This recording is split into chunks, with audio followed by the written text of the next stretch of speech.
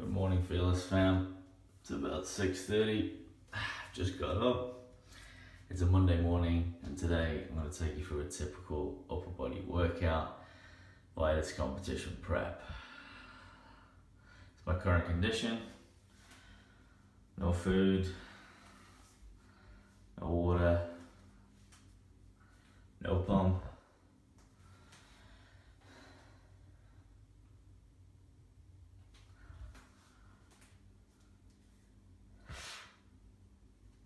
Let's get it.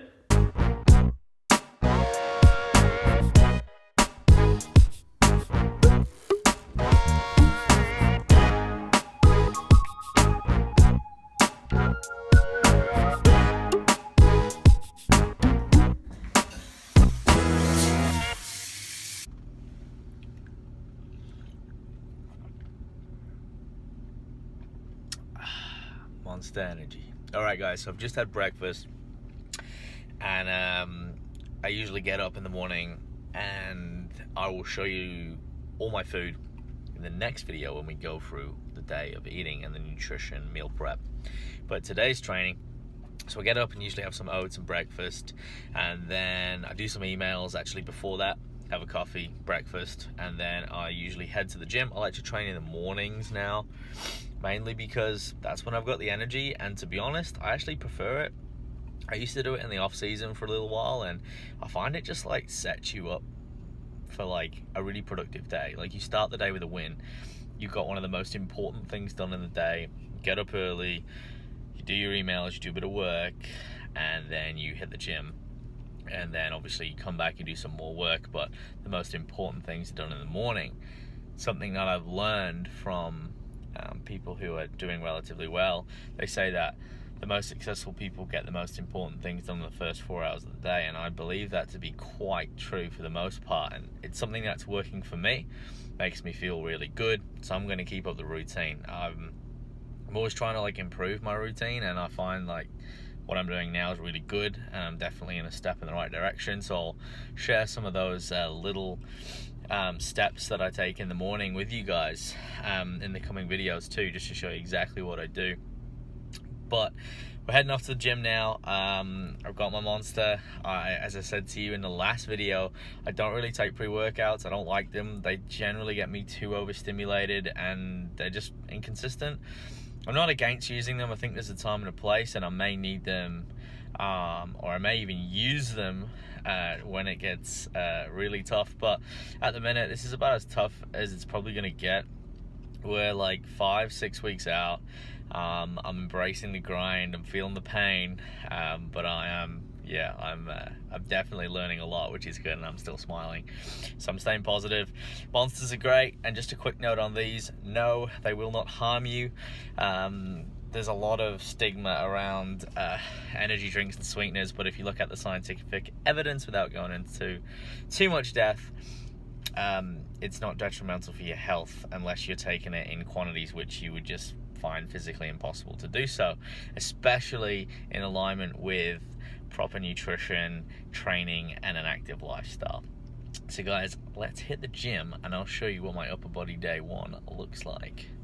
Cheers. Alright team, Fearless here, just doing the old voiceover. I've got this on fast forward, mainly because otherwise it's just going to be way too long, and I want to obviously keep these videos as concise as possible, but obviously still show you everything I'm doing as well. So here's a bit of warm-up. This is my upper body / lower body warm-up. These are a couple of things I do every time I step into the gym. So to talk you through them, I usually do some mobile stretching there, so you can call them window wipers if you like. Pretty much just getting my body ready for exercise, preparing it for movement, okay? So that involves a little bit of foam rolling, a little bit of activation work, and a little bit of band work, and even a little bit of lacrosse ball work, which you will see here soon. So when you're warming up and cooling down, I often find that there's a bit of a fine line. People either warm up too much or not enough, and it's the same with the cool down, and you've got to find your sweet spot. And the best advice I can offer you to find that is you need to be as flexible and as warmed up as you need to be for your sport. So what I mean by that is If you're getting injuries and niggles and things like that all the time, it might be your form and a few other bits and pieces, like you might need to massage more regular and a bit more self-medicated remediation. However, it could mean that your warm-ups are taking too long, or they're not enough, or they're not effective, and it's the same with your cool down. So wise words I've learned from a lot of other athletes who are, very successful or at the top of their game, if you like, over the years, is that you'll find something that works for you. Now, if you find that you can continue to maintain your body, its flexibility, its mobility, etc., and performance, then you probably hit the sweet spot. That's pretty much where I'm at now with my warm-up and cool-down routine, even though I'm in a pretty stressful time on the body. So I like to get a massage every 2 to 6 weeks max. Once I'm on top of it, I can sort of get away with every month, every 6 weeks. Have a routine which you can see here, and this works for me. It honestly takes me about 5 minutes, if that, to get through it. Have a little cool down routine too, but it's really simple. Just a couple of mobile stretches again, just to get rid of the lactic acid and maintain flexibility. And apart from that, you will then get into it. I'm going to show you as well how to warm up so that you don't waste too much time, because again, you can spend too much time warming up and actually pre-fatigue yourself.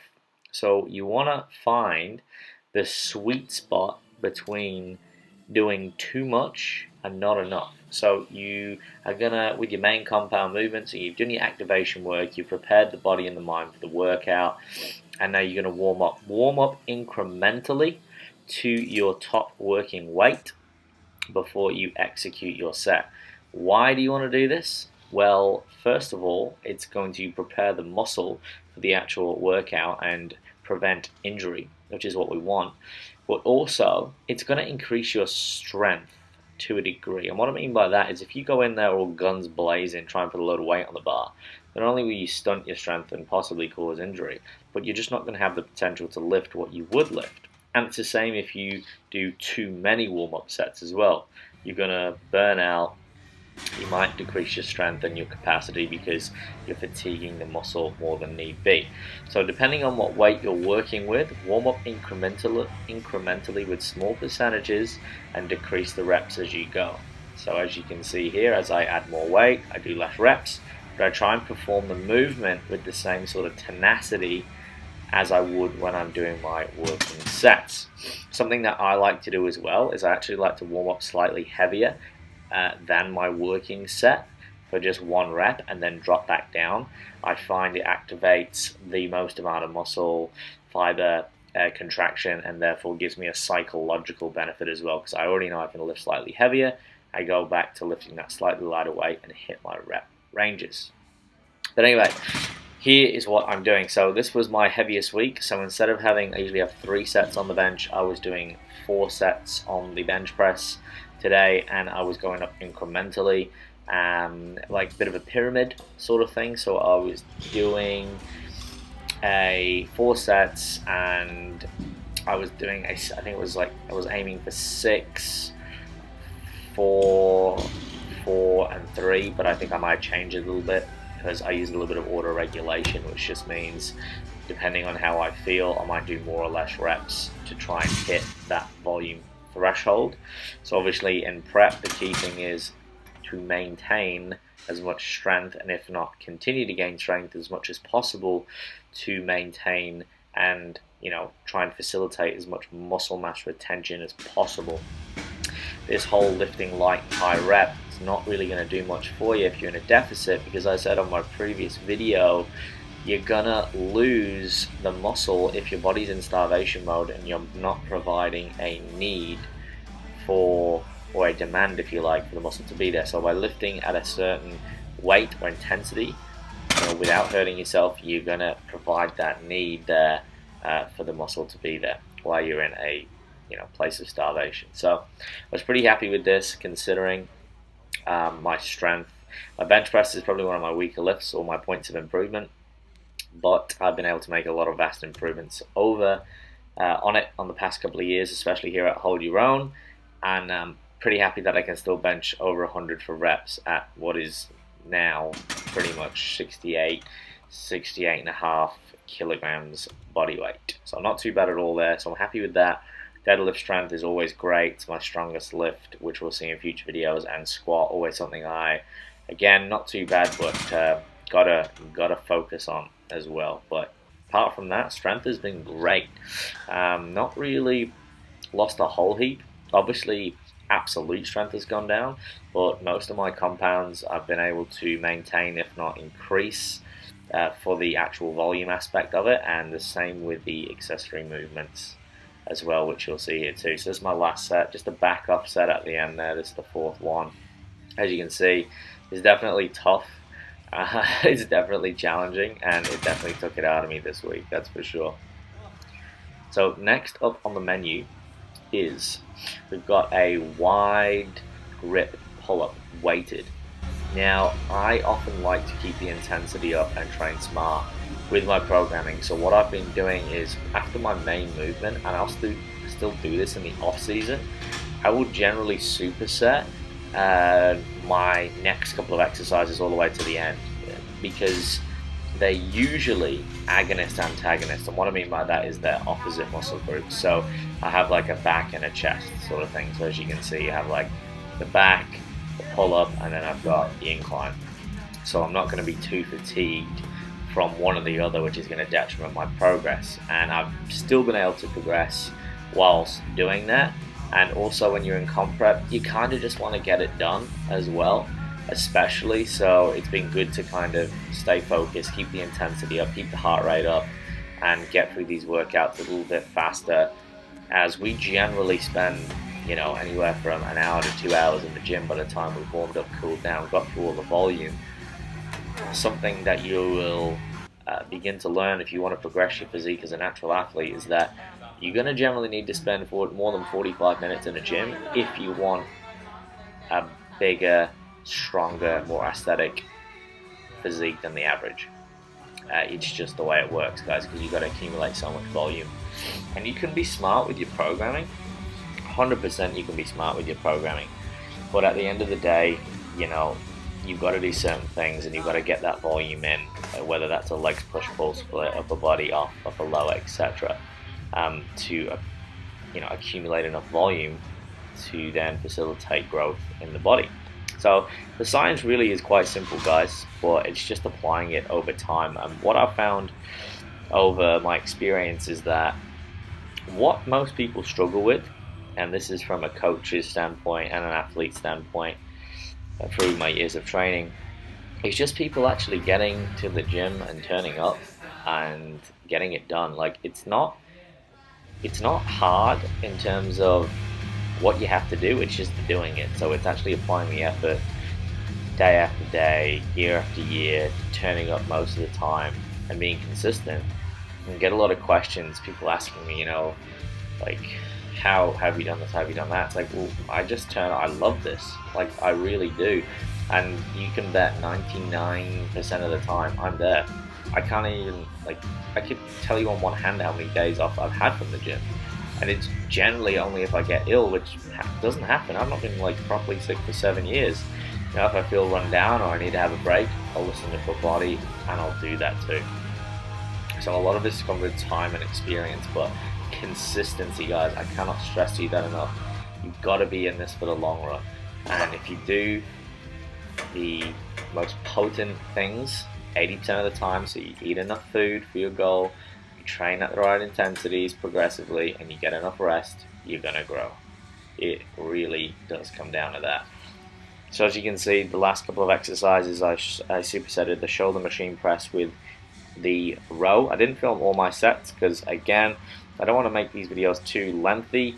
I think it'd be great to go into detail on certain exercises in time at the minute, as again I want to give you a bit of an overview of my full training and competition prep. So this is day one. So I did 3 sets of the last couple of exercises you've seen too. I've got 2 to 3 sets on the single arm lat pull down here as well. This one's a little bit different, bit of a unilateral, which means just working on that one side. Generally can fix up muscular imbalances, etc., and put a little bit more stress through one side. So that can be quite nice, and also give you a bit of a break and and really isolate and focus on working, the targeted muscle group too, which is always good. Now, if you guys have any questions around like training technique, things like that, please feel free to put them in the comments below. I'm happy to help where I can. This is what I love. This is what I'm passionate about. So if you have any queries, please, I'm open to feedback. Keep it positive if possible, but I am not one to shy away from constructive criticism either. Now, in terms of technique and tempo, for the most part, I think it's worth mentioning that a lot of people think this time under tension is the king. It is not. You want to be controlling the weight. So whether that's moving it fast and explosive, like you can kind of see here, or doing it slower, that is up to you. But keep in mind that if you move the weight too slow and you fatigue the muscle too much, you're not actually going to be able to lift a load or a heavier load that you could have. So you're actually cheating yourself out of weight. So I always tell my clients, as long as you're controlling the weight, then that is the main thing. Quality technique, control the weight, don't use gravity, use the muscle, and you will progress and you will be fine. Because at the end of the day, if time under tension did work, that means you could lift a very light weight under a small amount of time for the whole day and you would get jacked as hell. And that's me doing some occlusion training at the end, and I am feeling it now. So for those of you who don't know, occlusion's blood flow restriction training. Is there any magic to it? No. It can be great for rehabilitation when you can't lift a heavier weight. All it does is, as I've said, it restricts blood flow, which makes the exercise harder, which therefore allows you to not have to use as much weight, so it can be a lot better on the joints, great for people who've got sore joints, etc., or just a more efficient way to train on those isolation muscle groups. Not to mention just adding in a little bit of variety as well for adaptation. So you'll notice a lot of the accessory movements from natural bodybuilders will change to a degree quite frequently, but we don't do anything really crazy. The basics work, guys. You don't need any crazy angles or stupid movements. The key is always progression. So having those big compound movements, you squat, you bench, and dead, they should always be in there. They are going to give you the most bang for your buck if you can do them. No, they're not necessary, but they are definitely optimal. And then everything else, you don't have to go crazy. Use the basics. Hit the muscle from every angle, horizontal, vertical, push, pull. If you keep doing this and you progressively overload, you will gain muscle. You will develop the muscle. Okay. This is just a finisher I like to do to add in a little bit more chest volume at the end. Just get a nice stretch. Literally just pump it full of blood as well. Nothing too major. I've just been enjoying adding these in at the end. Sometimes I do them on incline or flat. I just like to get a bit of a stretch in the end and then add a little bit more volume, because chest is a point and area of improvement for me, even at this stage. And the last thing we're going to do, of course, is it'd be rude not to. It's a little bit of posing. So I generally pose around 4 to 5 days a week, and I have different types of sessions. So I have the quicker posing sessions, which are usually at the start of the week, and then towards the end of the week they get more intensive, where I'll video myself more, critique myself more. I will use the mirror at the top of the we've got like a stage up there as well, just to check my form and whatnot, and then also working away from the mirror and working with mirrors front and behind, just so you can really hone in on that technique and make sure it's all going to be pristine for the stage. You might have the best physique on the day, but if you cannot present the best physique on the day, then you're not going to do too well, and you're doing yourself a disservice. I think a lot of people don't realize the importance of posing and the art of it. It is an absolute art. It is something that you can make look very aesthetic and very flowing, or very robotic, and I think everyone has to find their style. I know I'm still finding mine.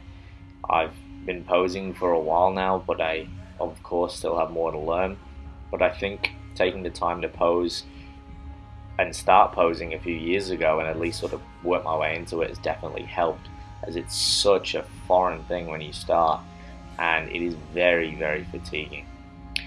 The main things I've been having trouble with is my rear lat spread, which at this time now of me recording this video, I've got it pretty much down. I don't know quite here if you'll see me hit it. I don't know if I quite hit it right in this video, but I've been working on that a lot lately. We had a posing workshop on the weekend with Jason from ICN Queensland. He's one of the judges and presidents. He's a top bloke, and a lot of my fellow athletes and coaches have really helped me refine the pose too. So finally got that down, and now I'm just going to keep refining it with everything else to the stage.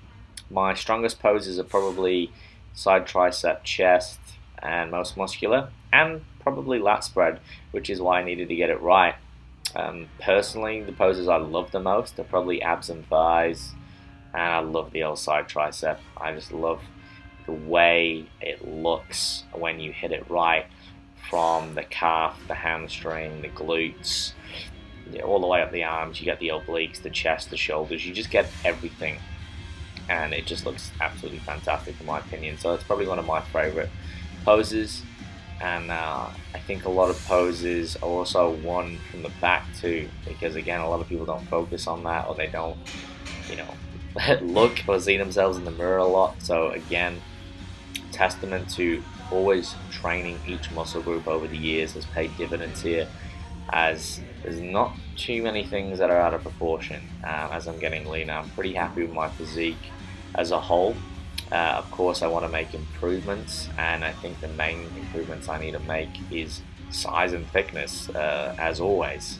And I think as a natural bodybuilder, you're always kind of going to go towards that a little bit, but you've also got to celebrate the wins and be happy with it. So definitely come a long way, guys. If you're new to lifting, just know that you can do this.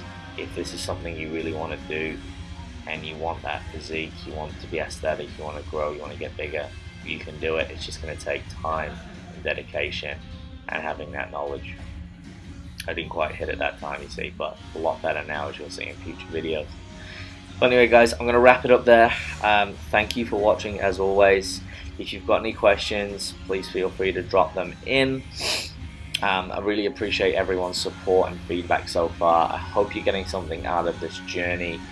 If you are, give it a like. Lets me know that you're enjoying the content.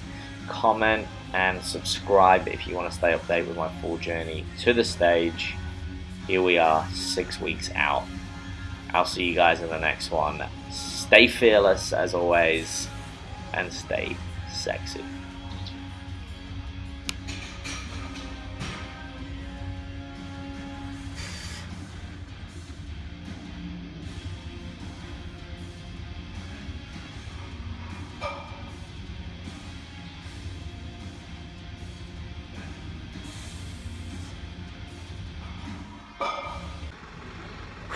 So that sums up the workout.